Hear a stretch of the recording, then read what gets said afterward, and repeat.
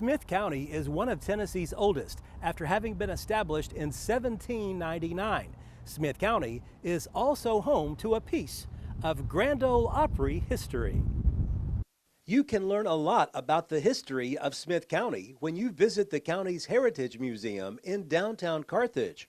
One of the many featured individuals here is DeFord Bailey. DeFord Bailey was born in Bellwood, Tennessee in 1899. That's a little community we call Flat Rock down near the Wilson County, Smith County line. Who was DeFord Bailey, you might ask? He was the first African-American member of the Grand Ole Opry. Here's DeFord Bailey.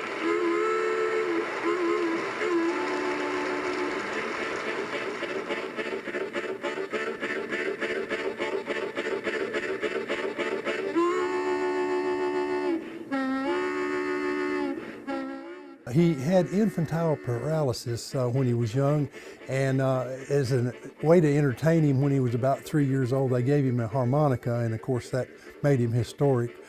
He, of course, didn't know that at the time, but he learned to use it by imitating the sounds like the dogs and the cows and the chickens and all the livestock that are around, and the sound of distant trains.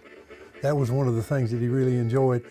In 1925, he was living in Nashville. His foster father, Mr. Odom, had been given a job in Nashville as a farm manager, and so he took the family and moved them all to Nashville. And of course that was another historic move because it got him near the place that he was going to become famous. He occasionally performed on a little tiny radio station called WDAD, and one evening Dr. Humphrey Bates, who performed at both WDAD and the Opry, invited DeFord to accompany him to WSM. Bates, a notable harmonica player himself, insisted that Bailey be allowed to perform on the evening show, unauditioned. He staked his reputation on it, and George Hay, who was so impressed with Bailey's his performance that he dubbed him the Harmonica Wizard. He performed on 49 of the first 52 shows, and he became one of the Opry's most celebrated popular performers, and the first really bona fide star. DeFord played a role in giving the Grand Ole Opry its name. The WSM Barn Dance came on right after NBC's Music Appreciation Hour, an hour of light classical music. And one evening when the previous show had concluded with a piece depicting a train, George Hay had DeFord open the barn dance with his train imitation, a song called Pan American Blues. And that was basically a song that he had made because of the Louisville-Nashville Pan American train that ran during that time. After Hay had said, "For the past hour you've been listening to the music taken from the Grand Opera. From now on we'll present the Grand Ole Opry." And from then on, that's what it was called. So DeFord Bailey was there for most of the historic happenings that happened during the Opry.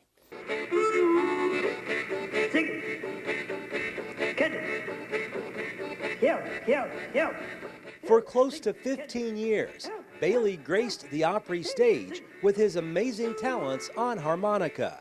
He also toured with some Opry legends.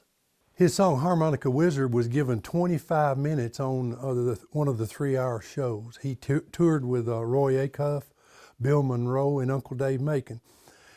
He just made a name for himself. I don't know where or what time frame the suit of clothes that we have in the museum was, but if you look at it, it's a very fine thread and a very fine suit. And if you look in the pocket, you'll see one of his harmonicas, and we have that here on display at the museum.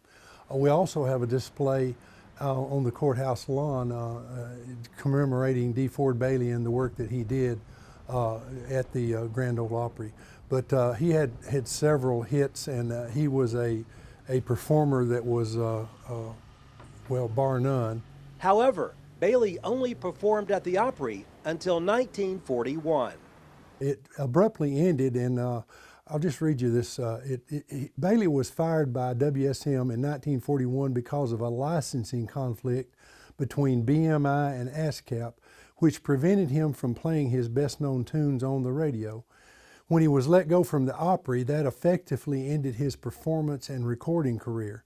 Bailey then spent the rest of his life running his own shoe shine stand and renting out rooms at his home to make a living. He played there until on his 75th birthday on December of 1974 at the Old Timers Show, and also April of 1982. So it's unfortunate that these larger companies got into a tiff over his songs, and basically did away with his career. It's unfortunate his Opry career was cut short, but DeFord Bailey made the most of his time in Nashville. A trailblazer, to say the least, a Smith County legend. Reporting from Carthage, Barry Hyatt, NCTV.